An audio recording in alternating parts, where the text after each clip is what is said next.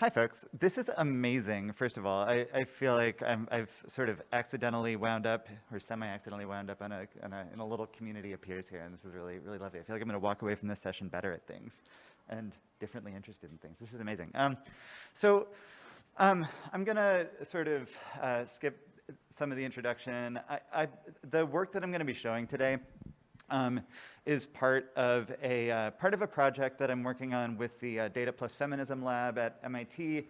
I am not the head of the Data Plus Feminism Lab. This is headed by Catherine D'Ignazio, whose fairly recent book, Data Plus Feminism, maybe, or Data Feminism, might be familiar to some of you. It's kind of building on a project that the lab, under kind of different auspices, started a number of years ago called Data Basic. The idea here is that technical skills, that these sort of ways of thinking about data, about tabular representations of our world, they don't need to be constrained to these sort of to things that feel conventionally technical. We don't need to open up our statistical computing software to teach data literacy. We don't need to teach, in our case, desktop GIS to teach folks ways of thinking about and through maps. So the work, again, that I'm showing today is the result of a departmental practicum, and I'll situate this a little bit because it's a slightly strange thing that's a little specific to planning departments, as I understand it. But we developed teaching materials for high school age students on what we call critical geospatial data literacy, devising approaches that foreground critical reflection on data, mapping, ethics, and power. The idea here is that we're trying to build young learners' ability to engage in a world that's increasingly data saturated, and that requires a different way of thinking about public life because of that. So this is, like I said, a departmental practicum, and this, for those of you who aren't familiar with the practice, it basically is a terminal, not terminal, in some cases, a capstone workshop that's meant to be client-facing. Basically, these are I work primarily with graduate students in city planning, primarily in a fairly large Master of City Planning program. And this course is meant to strengthen students' ability to work with a client group, in addition to whatever technical skills and substantive knowledge we build along the way. And so our client group in this case is primarily folks associated with the Leventhal Map and Education Center at the Boston Public Library. The key folks we're working with are Lynn Brown and Michelle LeBlanc, who are the head of the who are the heads of the education team there. They're amazing. You should check out, we're building a sort of set of modules, but they have an enormous amount of teaching material already available. So if you're interested in seeing how some really interesting and innovative people are thinking about what can be taught with and through maps at the high school level, they have a number of really incredible resources that I'd encourage you to check out. Also involved in the project were Catherine D'Ignazio, who's the head of the Data Plus Feminism Lab, and Garrett Nelson, who's the head of, who's the, I guess, president, is the title now, of the LMEC at the BPL. Importantly, though, this was a sort of interesting situation. We were working with kind of a two-pronged group of clients. The others being area high school teachers. So I'm teaching this practicum that is primarily involved with building stuff to help high schoolers learn. I'm not a high school educator. I have never been a high school educator. I've spent most of my teaching years teaching graduate students in their upper 30s or upper 20s and older. So really, this is not my area of expertise. We can talk about some of the ways that I've had to really kind of adjust the way that I think about teaching, the way that I think about putting together materials when working with a very different age group. But we worked with Kirsten Fournier, who's at Hopkinton Public Schools. If you don't know where Hopkinton is, it's where the Boston Marathon starts. It's about 20 miles, 26.2 miles outside of Boston, at least by one route. Jessica Delaquila, who teaches history and government for Boston Public, and Charles Rooney. This is actually not a mistake in my slide. Charles Rooney has tight OPSEC, tight operational security, and it's kind of hard to find a photo of him. But he does exist. He is not a white box, but the white box is here fairly consistent with his own self-representation. God bless Charles Rooney and his tight OPSEC. And I do also have to say that I've had a lot of help from a couple of really great Master of City Planning RAs. in the course of this project, both Aki Berenschot and Tess McCann have been really incredible to work with, and shout out, they're amazing. Aki, I think, is still looking for a job, so if anyone is trying to hire an interesting civic designer type, let me put you in touch. She's great. Okay. You'll find that, I don't know, I'm moving into a planning department. This is like a really conventional thing. You see just like slides of people, so I'm sorry, this is kind of the convention. It's just like, look at all these people, but introducing the actors is part of it. We had a course that was comprised of about 9 MCP students, 10 MCP students, and 1 student from the Harvard Graduate School of Design.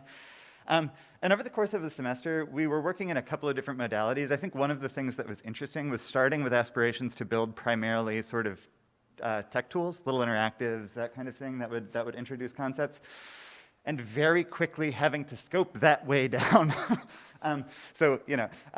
One of the things about, I work, again, primarily with MCP students in a 2-year master's program who aren't necessarily coming in with a whole lot, in fact, in most cases, aren't coming in with either cartographic, GIS, or sort of computational expertise. So basically, I can assume intro-level GIS and some familiarity with R, which is a challenge when you're thinking about building interactives, though I'll show some that we did end up putting together. And blah, blah, blah.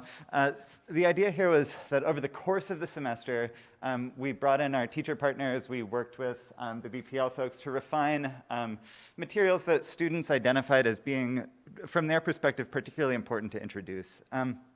So that ranged from questions of renaming in the heritage landscape.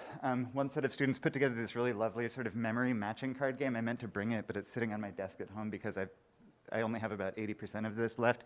But the idea here is that in order to introduce high schoolers to questions that surround place renaming and sort of contestation in the heritage landscape, we can put together these little very simple card games that encourage students to really just play and hopefully remember both specific renaming stories and to insist on sort of the importance of these stories in thinking through space and place. So because we're in Minneapolis, one of these was the renaming of Calhoun Lake to Bede Makaska.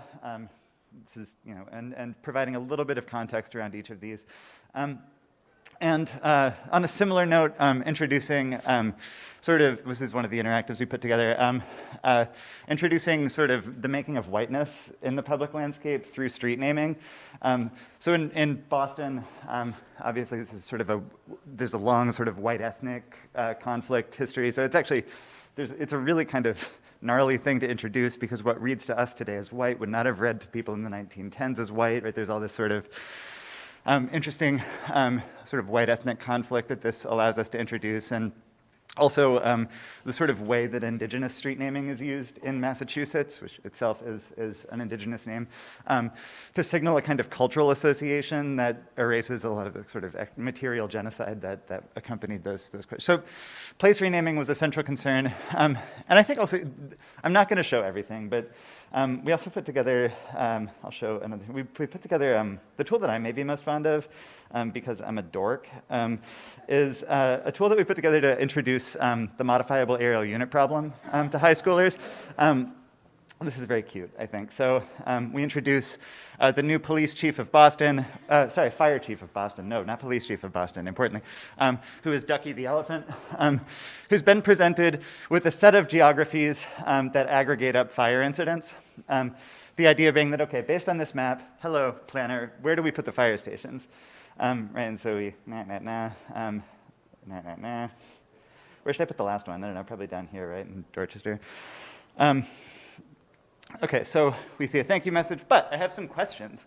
Someone in the planning department was using census blocks and suggested some very different locations, right? And so we sort of see the different, oh my God, where are we? The different locations that are suggested by different geographies when using kind of simplified and aggregated units to make decisions. Fairly cute. I love Ducky. I really love Ducky. We can kind of keep going. But again, we were able to kind of put together 2, I'd say, credible little interactives. Like I said, we could really assume Is that 5 minutes from 20 or 5 minutes from 15? 5 minutes from 18, because I took 2 minutes. Okay, perfect, thank you. Like I said, we could assume essentially actually a half semester of GIS and R. So for these interactives, you'll see that I had my little R wind up here. We're using R Shiny, which I thought, oh my God, amazing, great idea. Students kind of know R, students kind of know mapping. Anyone use Shiny at all? How much pain did it cause you? Ah, voila. Right, so this was sort of me doing a little bit of a little bit of teacher planning algebra, and my brain saying, okay, we need maps, we have a little bit of R, what can we do? It turns out a little bit of R and teacher, it does not necessarily translate into, okay, I'm going to develop an understanding of a fairly arcane way of thinking about server-side logic that Shiny implements. It's, in a lot of ways, it was great because we could work with some simple digital mapping tools. There are fairly straightforward wrappers for leaflet, Mapbox, what have you. At the same time, I think my reflection on this, and I'm teaching this class again this semester, is that we're entering the phase where we're starting to do this and we need something different. There's not, it was an enormous pain point for the students, and I'm not sure how we're going to tackle it, though we will. And I don't know, I want to showcase some of these just because Aki is so lovely. She put together this sort of, she built on the work of some other students to put together these simple sort of slide decks that illustrate moments of interaction between a character that we're introduced to, and we sort of follow them throughout the day. Hitting advertisements, asking questions about where their data is going, who owns it, so it's meant to kind of illustrate a different relationship to the device that you're carrying in your pocket. There's nothing really graphic to show, so I'm not, but we also put together a guide for students that the lesson is basically look at your phone, find out what's tracking you, and we suggest you turn it off. So sort of a little speaking of OPSEC, a little digital security lesson as well. I'll say that this stuff, I wish I could point you to a URL. We're still sort of packaging some of this stuff. Unfortunately, they're hoping to get it up in the next week or so. But we did run a series of workshops last winter with the Boston Public Library on a very cold morning in February with about 25 high schoolers. I don't know what to say other than that it was a blast. I think it's a strange thing where we're building tools that are meant to meet high schoolers at that's our end user, right? That's our end user.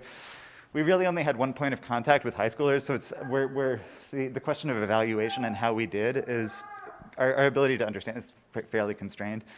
But it would seem a good time was had by all. So I'll leave it there, and I want to leave room for at least one question. And I'm sort of obligated to also thank the Abdul Latif Jamil World Education Lab for throwing some money at us to put together this project. Thanks, friends.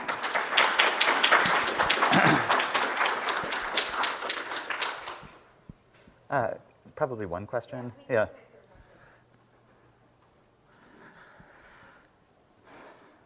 Yeah. Fine. My question is around thinking through how we define data literacy. What are the Yeah. various skills people need? Yeah. And especially from your experience coming from someone who works more with graduate students. Yeah. Do you any kind of configuration on changing that data literacy path or? Yeah, I mean, I think one of the things that was nice was that we were trying to get at data literacy via geography more than the other way around. I think our initial goal was to sort of totally de-GIS geospatial data literacy. We wanted to say, okay, what can we do without ever touching a desktop GIS? What can we do without ever touching a non-open source tool? What can we do without any of these? What can we do without any of these potential barriers?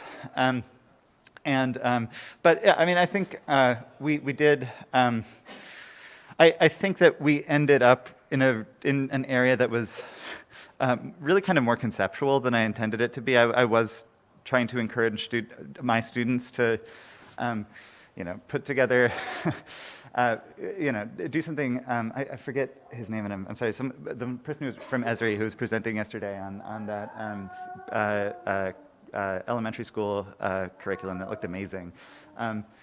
Things that were a little bit more about, you know, GIS analysis, how this plays into decision making, but the students really did kind of, DUSP students tend to be fairly, they want to go to the big questions in a lot of cases, and it's sometimes a little hard to sort of swing them down to the ground and say, like, okay, let's introduce, I don't know, distance matrix or something. Yeah.